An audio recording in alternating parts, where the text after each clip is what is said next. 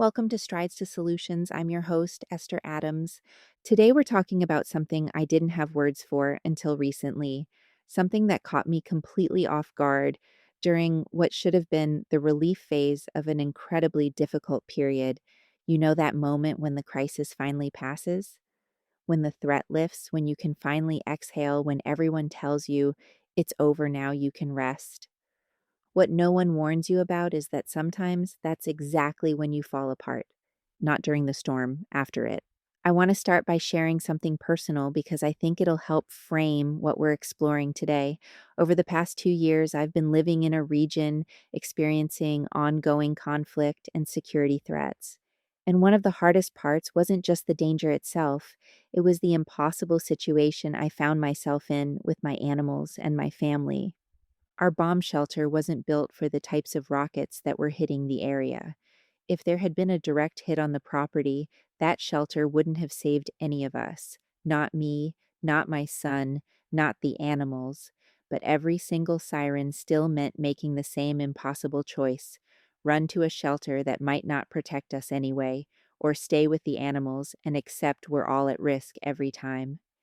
That strain didn't just live in my mind, it lived in my body every single day. And here's what I didn't expect.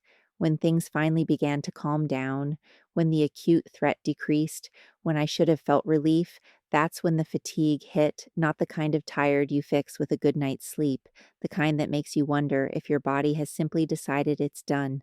I started researching why this happens.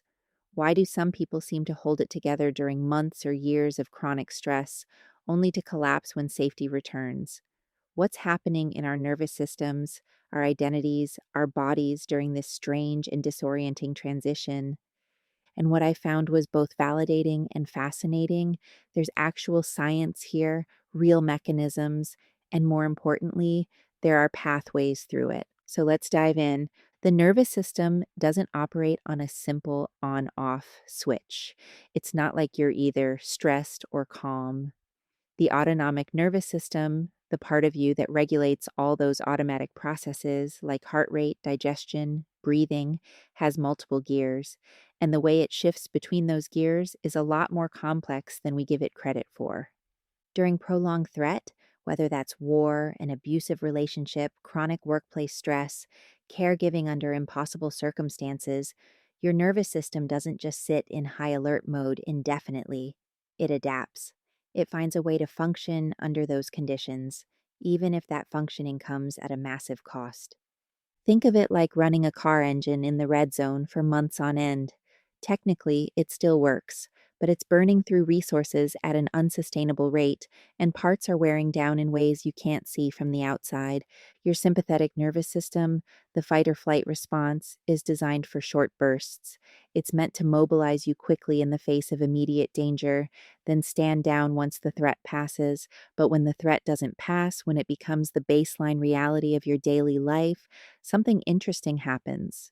Your system doesn't just stay activated, it recalibrates. It finds a new, highly vigilant equilibrium. You become functional within the crisis. You develop routines, coping mechanisms, a kind of identity built around managing the unmanageable. And then, when the external danger finally decreases, your nervous system is faced with a completely different challenge. It's not just about turning off the alarm, it's about dismantling an entire architecture of survival that's been holding you together. This is where the parasympathetic system comes in, specifically something called the dorsal vagal complex. This is the part of your nervous system associated with shutdown, with collapse, with what's sometimes called the freeze response.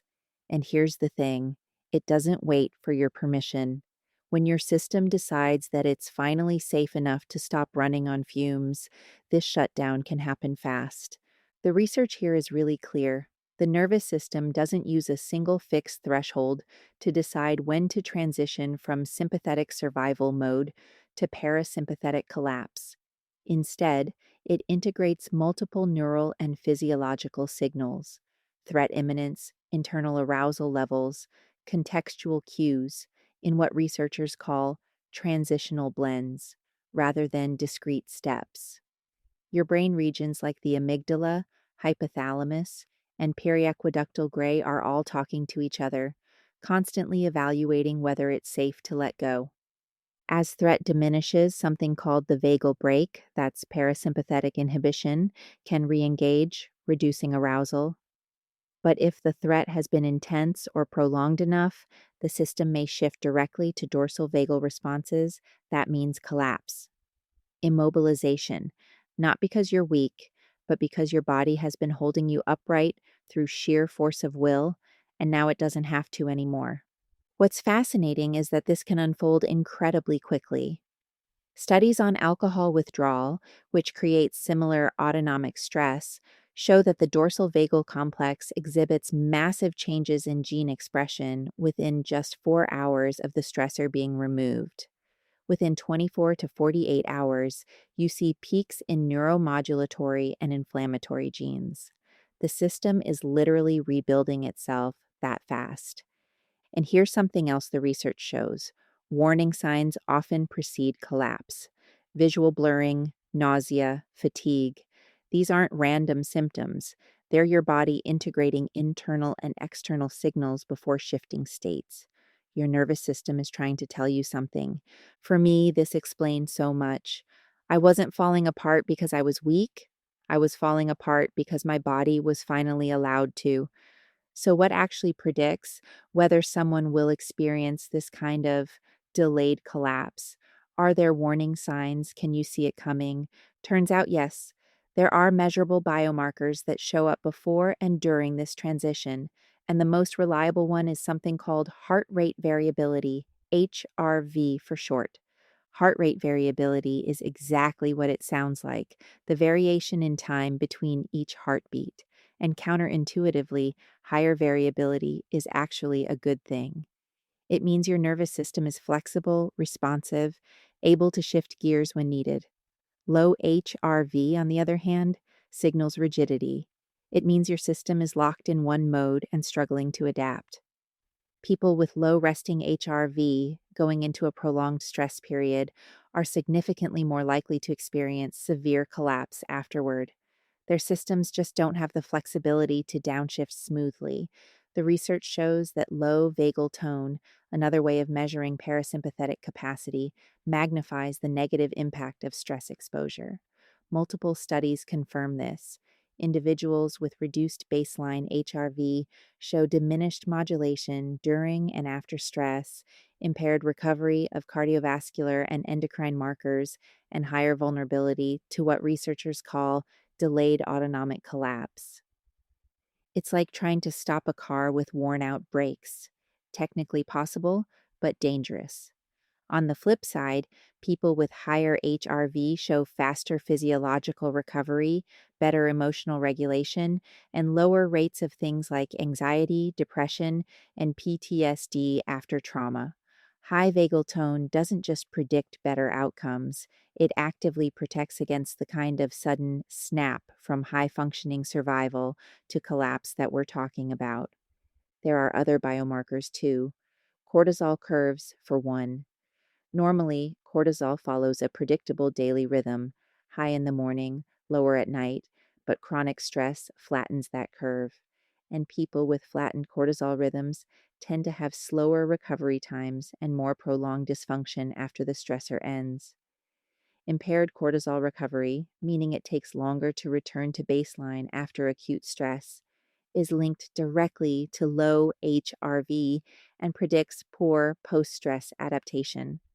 Then there's the role of inflammation. The autonomic nervous system and the immune system are deeply interconnected.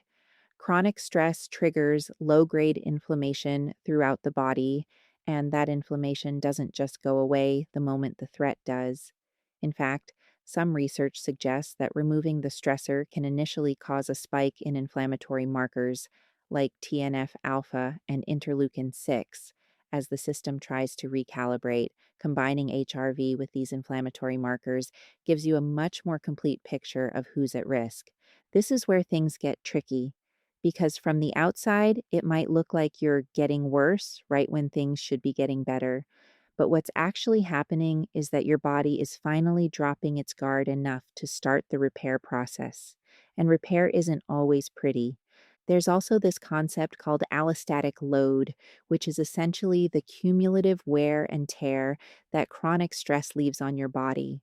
It's not just about the intensity of the stress, it's about the duration, the lack of recovery periods, the repeated activation of systems that were only meant to be used occasionally. Years of war or chronic stress build up this load through multi system dysregulation, especially in your neuroendocrine, immune, metabolic, and cardiovascular systems. High allostatic load predicts more severe and longer lasting collapse after threat removal. It's like the difference between sprinting for 2 minutes versus running a marathon. Both are exhausting, but the recovery time is wildly different. The energetic model of allostatic load shows that chronic stress diverts energy away from growth, maintenance, and repair toward constant adaptation. You're burning through your reserves, and when safety finally returns, those reserves are depleted. What I found really validating in the research was this: the collapse isn't a sign of failure. It's a sign that your body has been working overtime for too long, and now it's demanding rest. The fatigue, the emotional shutdown, the inability to function the way you used to, it's not pathology, it's biology. But it's not just your body that's recalibrating, it's your sense of self. Here's something I didn't expect. During prolonged crisis, you build a version of yourself that can function within that crisis. You develop coping strategies, routines, a certain kind of identity built around survival, and a lot of the time, that version of you is really functional. From the outside, people might even admire your strength, your resilience, your ability to keep it together. But that version of you, it's not your whole self. It's a crisis self. And when the crisis ends, that identity can start to fall apart too. The research on this is striking. People who've lived through chronic threat, whether that's war, domestic violence, ongoing medical trauma, often describe their life narratives as fragmented. The timeline doesn't feel coherent. Memories feel disconnected. There's a sense of before and during, but after doesn't quite make sense yet. This happens because the brain processes trauma and chronic stress differently than it processes normal life events. During threat, your hippocampus, the part of your brain responsible for forming coherent memories, is often suppressed. Meanwhile, your amygdala, the fear and emotion center, is overactive, so you end up with vivid emotional memories but poor narrative structure. You remember how things felt more than how they actually unfolded. When safety returns, your brain has to start integrating all of that fragmented material into a coherent story, and that process is exhausting. It also raises uncomfortable questions. Who were you before? Who did you become during? And who are you now? For me, this showed up as a weird kind of grief. I wasn't just mourning what I'd been through, I was mourning the version of myself who had gotten me through it. That version was hyper capable, never complained, could function on 3 hours of sleep, could make impossible decisions without hesitation, but she wasn't sustainable, and I didn't know who I was supposed to be now that I didn't need her anymore. There's a term for this in the literature: crisis driven identity coherence. It's the way that prolonged threat can actually create a kind of rigid self concept, because in crisis, you need to know who you are and what your role is. Ambiguity is dangerous, so you lock into a functional identity: caretaker, protector, survivor, and you stay there because it's safe. But then the crisis ends, and that rigid identity starts to crack, and what's underneath isn't always clear. The research shows that people emerging from chronic threat often experience a profound loss of meaning. Their entire life had been organized around managing the threat, and when that's gone, there's this disorienting emptiness, not because they miss the danger, of course they don't, but because they've lost the framework that made sense of their daily existence. In populations exposed to chronic crisis, life narratives become less temporally coherent and are structured more around historical events than personal milestones. The overwhelming impact of collective trauma reshapes how you understand your own story. During prolonged threat, individuals often develop what researchers call a functional self focused on survival, marked by emotional numbing, hypervigilance, avoidance, and rigid self organization. When safety cues emerge, these adaptations become maladaptive. You start experiencing affective dysregulation, negative self concept, difficulties in relationships. The survival oriented identity loses its utility, and you're left with what feels like an existential crisis involving grief and loss, not just of the threat, but of the identity that enabled survival. This is where narrative reconstruction becomes so important. Humans are storytelling creatures. We need our lives to make sense as a story. And when that story has been fractured by trauma, part of recovery is finding a way to weave those fragments back together into something coherent. But here's the hard part: you can't force it, you can't rush it, and you definitely can't pretend it didn't happen. One of the things that helped me was realizing that I didn't need to have it all figured out right away. The fragmentation wasn't a problem to solve immediately, it was just where I was. And slowly, as my nervous system started to settle, the pieces started to come together on their own. Recovery involves rebuilding what researchers call epistemic trust in others and the environment, which allows for social learning and the integration of new perspectives. You need supportive environments, opportunities for autonomy, the development of new or renewed social identities. These help restore a sense of agency and belonging. Let's talk about energy, because this is where things get really tangible. When you're under chronic stress, your metabolism shifts into what's sometimes called crisis metabolism. Your body prioritizes immediate survival over long term health. That means energy is diverted away from things like growth, repair, digestion, and immune function, and funneled toward keeping you alert, mobile, and responsive. In the short term, this is incredibly adaptive. It's what allows people to function through unimaginable circumstances. But in the long term, it's disastrous. Your mitochondria, the little powerhouses inside your cells that generate energy, start to dysfunction. They become less efficient, produce more reactive oxygen species, basically cellular damage, and struggle to keep up with demand. Your insulin sensitivity drops, meaning your cells have a harder time accessing the fuel they need. And your thyroid, which regulates your overall metabolic rate, can downregulate to conserve energy. All of this is protective in the moment. But when the threat finally lifts, your body has to shift back from crisis metabolism to repair metabolism. And that shift doesn't happen overnight. The research on metabolic pathways during this transition is really specific. Crisis metabolism is marked by mitochondrial dysfunction, reduced ATP production, increased reactive oxygen species, impaired oxidative phosphorylation.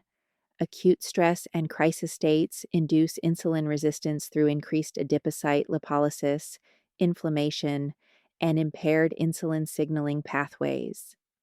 Your thyroid hormone activity gets downregulated, reducing your basal metabolic rate. But here's what happens during repair: mitochondrial biogenesis starts up again. You see upregulation of genes involved in mitochondrial function and antioxidant defense, like SOD2. Your mitochondrial DNA content and dynamics normalize. Insulin sensitivity improves as inflammation decreases, and mitochondrial function is restored. And thyroid hormone signaling reactivates, which promotes mitochondrial biogenesis and shifts your metabolism from glycolysis back to oxidative phosphorylation. These pathways are tightly interconnected. You can't fix one without the others, and all of it takes time, weeks, sometimes months. This is where the fatigue comes in, not just tiredness, deep bone level exhaustion, the kind where you sleep for 10 hours and wake up feeling like you haven't slept at all, the kind where even small tasks feel monumental. The research shows that during this transition, mitochondrial function needs to be restored, insulin sensitivity needs to improve, and thyroid activity needs to ramp back up, and all of that takes time. Your brain is an incredibly energy hungry organ. It uses about 20% of your total energy at rest. When your metabolic function is impaired, your brain literally has less fuel to work with. That shows up as brain fog, difficulty concentrating, emotional dysregulation, and yes, crushing fatigue. One study I came across compared the metabolic signatures of healthy repair phase recovery to those of pathological depression. The key difference? In healthy recovery, mitochondrial function gradually improves, lipid metabolism normalizes, and oxidative stress decreases. In depression, those markers stay dysregulated. Pathological depression shows persistent mitochondrial dysfunction with elevated markers like FGF21 and GDF15, pronounced abnormalities in lipid metabolism, especially sphingomyelins and phosphatidylcholines, altered amino acid profiles, and increased oxidative stress markers with reduced antioxidant enzymes. The takeaway: if you're in that post crisis fatigue phase and your body is slowly improving, that's a sign of healing, not breakdown. But if things aren't improving after several months, that's when additional support, medical, therapeutic, nutritional, might be needed. For me, understanding this was huge. I stopped seeing my exhaustion as a personal failing and started seeing it as a biological reality. My body wasn't being lazy, it was doing the hard work of repair. Here's one of the most frustrating parts of post threat collapse: your motivation and curiosity often come back before your capacity does. You'll hit this point where you're mentally ready to re engage with life. You have ideas again. You want to do things, see people, start projects, but your body hasn't caught up yet. You try to do something that used to be easy. Maybe it's just cooking a meal or going for a walk, and you're wiped out for the rest of the day. This mismatch is incredibly demoralizing. It makes you feel like you should be better by now, like something must still be wrong. But the research explains this really clearly. Executive function, your ability to plan, focus, and execute tasks, relies heavily on your prefrontal cortex, and that part of your brain is especially vulnerable to chronic stress. It takes longer to recover than other systems. After trauma or crisis, executive functions, planning, working memory, attention, cognitive flexibility, often remain impaired even as motivation and curiosity begin to recover. This is due to persistent dysfunction in prefrontal cortical networks, which are slow to normalize after stress or injury. Meanwhile, your emotional and motivational systems, driven more by subcortical structures like the amygdala and nucleus accumbens, can rebound more quickly. So you get this situation where you feel ready, but your brain's ability to organize and sustain action is still impaired. There's also something called hot versus cold executive function. Cold executive function is the logical planning based stuff, figuring out the steps to complete a task, managing time, suppressing distractions. Hot executive function is emotionally driven control, managing impulses, regulating reactions, making decisions under emotional pressure. After prolonged stress, hot executive function tends to recover faster than cold executive function. So you might feel emotionally stable and motivated, but still struggle with focus and follow through. Emotion dysregulation further impairs the ability to translate motivation into action by disrupting prefrontal subcortical circuits, resulting in increased distractibility, intrusive thoughts, and difficulty sustaining effortful activity. This explained so much of what I was experiencing. I'd have these bursts of energy and enthusiasm, followed by total crashes, and I'd beat myself up for not being able to sustain it. But it wasn't a character flaw, it was a neurological reality. The good news is that this improves with time and the right support. Things like routine, manageable goals, rest, and practices that support prefrontal function, like mindfulness, slow breathing, and gentle movement, can all help bridge the gap. Let's shift now to the social dimension because this matters more than we often realize. One of the biggest predictors of whether someone recovers well from post threat collapse is the quality of their relational environment, not just whether they have people around, but whether those relationships feel safe, attuned, and non judgmental. Here's the thing: prolonged threat often damages trust. Maybe the threat itself came from other people. Or maybe you had to become so self reliant during the crisis that you stopped believing others could truly help. Either way, by the time safety returns, you might find yourself isolated, even if you're surrounded by people who care. The research on something called social safety theory shows that our nervous systems are deeply influenced by our perception of social support. When we feel socially safe, when we believe others see us, accept us, and won't abandon or harm us, our stress physiology actually downregulates, heart rate decreases, cortisol drops, immune function improves. But when we don't feel that safety, even the absence of overt threat isn't enough to allow full recovery. This is where co regulation comes in. Co regulation is the process by which one person's calm, regulated nervous system helps another person's dysregulated system settle. It's not about giving advice or fixing anything, it's about presence, attunement, the kind of connection where you don't have to perform or explain, you can just be. For people recovering from chronic stress, co regulation can be incredibly powerful. It gives the nervous system permission to let go in a way that feels safe. Interestingly, the research shows that this doesn't only happen with other humans. Animal assisted interventions, especially things like equine therapy or even just spending time with a beloved pet, can offer a form of co regulation that's unique. Animals don't judge, they don't have agendas, and their nervous systems can sync with ours in profound ways. Studies on equine assisted activities show improved heart rate recovery and resting heart rate in vulnerable populations, indicating faster autonomic normalization. In pediatric contexts, animal assisted therapy led to quicker return of vigilance and adaptive cardiovascular responses, as well as reduced pain perception. The mechanisms include physical touch, movement, distraction, and the unique, non judgmental social support animals provide. These interactions trigger beneficial neurobiological changes, increased oxytocin, endorphins, and dopamine, reduced cortisol, supporting both emotional and autonomic restoration. There's also this collective dimension to recovery that I found really fascinating. When entire communities go through prolonged threat together, whether that's war, natural disaster, or pandemic, the way that community processes the aftermath matters enormously. Some communities experience what researchers call collective post traumatic growth.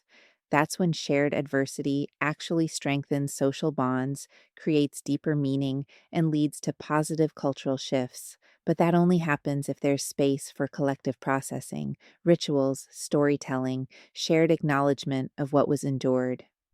In post war Israel, for example, collective trauma has often led to a surge in national resilience and social solidarity. After the October 7th, 2023 attacks, Israeli society exhibited significantly higher national resilience compared to previous adversities, marked by increased unity, patriotism, and trust in institutions. This collective response can buffer against immediate collapse, though sustaining such resilience over time remains a challenge. But here's the nuance: not everyone experiences this collective resilience equally. Evacuees and minority groups experience higher distress, lower resilience, and greater barriers to recovery compared to the general population. Factors like stigma, resource scarcity, and disrupted community ties exacerbate vulnerability. Major communal relief events, like returning hostages or ceasefires, can trigger widespread, synchronized emotional and physiological responses within affected populations. Research shows that collective traumas and their resolution lead to shared behaviors. Seeking information, social sharing of emotions, public gatherings, spontaneous generosity. These collective actions are underpinned by synchronized emotional and physiological states. When the threat subsides during communal relief, this synchrony can shift, potentially facilitating a collective transition from high alert states to restoration or even collapse, a drop in vigilance and energy as the acute threat passes. The collective collapse effect is thus amplified by the shared, synchronized downregulation of arousal across the group. When communal processing doesn't happen, when people are expected to just move on without collective acknowledgement, the collapse can be communal rates of depression, substance use, domestic violence, and other stress related outcomes spike. For me, this highlighted something important. I couldn't do this alone, and I didn't have to. Finding people who understood what I'd been through, even if their specifics were different, made an enormous difference. So did letting myself be held by community in small, manageable ways. So if you're in this place, if you've come through a prolonged period of stress and now you're collapsing rather than recovering, what helps? What are the actual interventions that support this process rather than fighting against it? Let's start with the nervous system. One of the most evidence based approaches is slow paced breathing, specifically, breathing at a rate of about 5 to 6 breaths per minute. This activates the parasympathetic nervous system in a way that's gentle, controllable, and doesn't risk triggering more dysregulation. The research on this is really solid. Slow paced breathing consistently increases heart rate variability, enhances parasympathetic activity, and reduces subjective stress, anxiety, and distress across diverse populations, including trauma survivors, those with chronic stress, and healthy adults. Techniques like diaphragmatic breathing, nasal breathing, and coherent breathing, for example, 5 seconds inhale, 5 seconds exhale, 2 seconds hold, are especially effective for rapid autonomic stabilization and emotional regulation. Effects are seen after even brief sessions, 2 to 15 minutes. Even short practices, 2 minutes, 5 minutes, can measurably increase heart rate variability, reduce subjective stress, and improve emotional regulation. And the beautiful thing is, it doesn't require any special equipment or expertise, just your breath and a willingness to slow down. Mindfulness based approaches also show up consistently in the research, but with an important caveat: they need to be trauma informed. Traditional mindfulness can sometimes feel overwhelming or even re traumatizing for people whose nervous systems are still fragile. But when it's adapted, shorter practices, more body based, with options to keep eyes open or focus externally, it can be incredibly helpful. Mindfulness based stress reduction and guided mindfulness sessions reduce sympathetic reactivity to stressors and promote parasympathetic recovery, even in clinical populations. Then there's movement, not intense exercise that can actually be counterproductive in the early stages of recovery, but gentle, rhythmic movement. Things like walking, yoga, tai chi, or even just stretching. These practices combine breath work with physical engagement in a way that supports nervous system regulation without overwhelming it. Pairing slow breathing with rhythmic muscle contractions or gentle movement amplifies parasympathetic activation and resilience, outperforming either intervention alone. Co regulation, as we talked about earlier, is also key, whether that's with a therapist, a trusted friend, a support group, or even an animal. Finding spaces where you can be with another nervous system that's calm and attuned can accelerate your own recovery. And then there's the work of meaning making and narrative reconstruction. This is where therapy modalities like EMDR, internal family systems, or narrative therapy can be really valuable. They help you take those fragmented pieces of experience and weave them into a story that makes sense. Not a story that erases what happened or pretends it was okay, but a story that integrates it. One thing that came up repeatedly in the research is that recovery isn't linear. You'll have good days and hard days. You'll feel like you're making progress, and then you'll crash again. That's not failure. That's how nervous system healing works. It's iterative. It's 2 steps forward, 1 step back, and that's okay.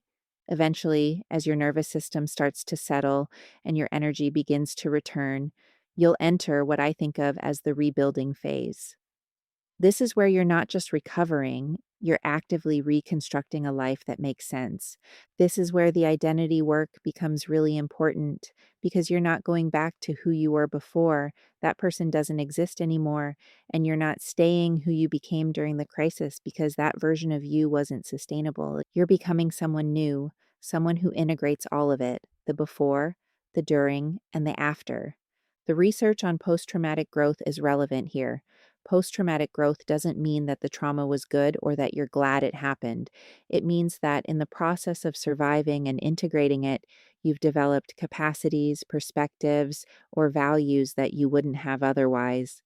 For some people, that looks like deeper relationships because they've learned who they can really count on. For others, it's a shift in priorities, letting go of things that don't matter and focusing on what does. For others, still, it's a kind of spiritual or philosophical growth, a different understanding of what it means to be human. But none of that is automatic. It requires intentionality, it requires reflection, and it requires space space to grieve, space to rest, space to try things and get them wrong. One of the practices that I found most helpful during my own rebuilding phase was creating new routines. Not the crisis routines I'd built to survive, but gentle, nourishing routines that supported the person I was becoming. Simple things, morning tea, a short walk, time for journaling, routines that signaled to my nervous system that I was safe, that I had time, that I didn't have to be in constant motion anymore. The research actually backs this up. Disruptions to daily routines are directly associated with increased risk of persistent anxiety and depression. Even partial disruptions can significantly elevate this risk while maintaining regular routines, consistent sleep, meals, social contact is protective. The protective effect is both direct and indirect. Routines enhance coping resources like self efficacy and meaning making, but the majority of the benefit is direct. The more consistently routines are maintained, the lower the risk of prolonged dysfunction. There's also the work of reconnecting with parts of yourself that went dormant during the crisis. Maybe you used to paint or hike or sing or cook elaborate meals, and all of that fell away because there was no room for it.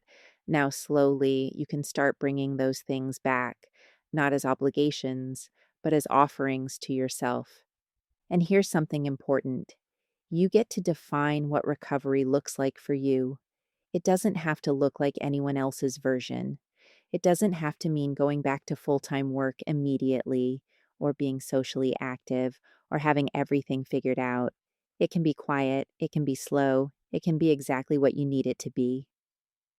Before we wrap up, I want to talk about when this kind of post threat collapse might need more than time and self care. Because while a lot of what I've described is a normal, expected response to abnormal circumstances, there are times when additional support is necessary. If your functioning continues to decline over several months rather than slowly improving, that's a sign. If you're experiencing thoughts of self harm or a complete inability to manage daily tasks, that's a sign. If your relationships are deteriorating or you're turning to substances to cope, that's a sign. None of those things mean you're broken. They mean your nervous system is stuck and it needs help getting unstuck. This might look like working with a trauma informed therapist. It might mean seeing a psychiatrist to explore whether medication could support your nervous system while it heals. It might mean working with a somatic practitioner or an occupational therapist or a nutritionist who understands the metabolic impacts of chronic stress. There's no shame in needing help. In fact, seeking help when you need it is one of the most resilient things you can do. The research is really clear on this. Early intervention makes a huge difference. The longer someone stays stuck in a state of dysregulation, the harder it becomes to shift out of it. But with the right support, even people who've been through years of chronic stress can recover and rebuild. And here's what's interesting about resilience: some people collapse dramatically post threat, while others maintain functioning despite similar levels of chronic stress. Individual differences in brain function, coping style, social support, and stress reactivity explain this divergence. Resilient individuals often have more robust neural circuits in the hippocampus, prefrontal cortex, and reward systems. They tend to use active, approach oriented coping and maintain cognitive flexibility, while rigid or avoidant coping increases collapse risk. Strong social support, positive relationships, and community cohesion act as buffers. And here's something you can actually measure: high vagal tone and HRV at baseline predict better outcomes. People with higher vagal tone show faster physiological recovery, better emotional regulation, lower rates of anxiety, depression, and PTSD. They also tend to have higher ego resiliency, that's flexibility, adaptability, resourcefulness, positive affect, optimism, self compassion, and balanced HPA axis function. So if you're in this place, if you've come through prolonged stress and you're collapsing rather than immediately bouncing back, you're not broken. Your nervous system is doing exactly what it was designed to do. It held you together when it needed to, and now it's asking for the space to repair. That repair might look like fatigue. It might look like emotional overwhelm. It might look like confusion about who you are and what you want. It might look like all of those things at once. And that's okay. You don't have to have it all figured out right now. You don't have to bounce back immediately. You don't have to perform resilience for anyone. What you do need to do is listen. Listen to your body, listen to your nervous system, honor the signals it's giving you, even when they're uncomfortable. Rest when you need to rest, move when you need to move, connect when you can, and withdraw when you can't. Build routines that feel nourishing, not punishing.